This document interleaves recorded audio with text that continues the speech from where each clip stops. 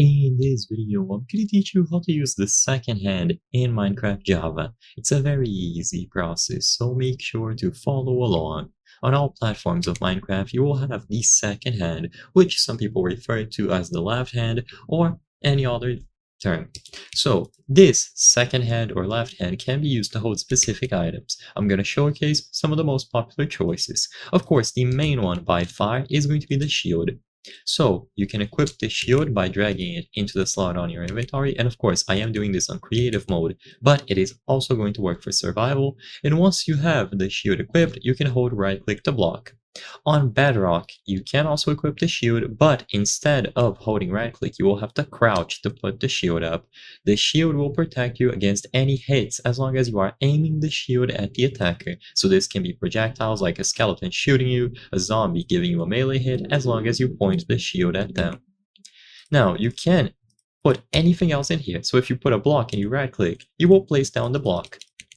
If you put specific things like a torch, you will also be able to place them down. Keep in mind that without the usage of mods, the torch will not illuminate dynamically around you. So if I go over to a dark area here in this cave, you will notice that nothing is being lit up.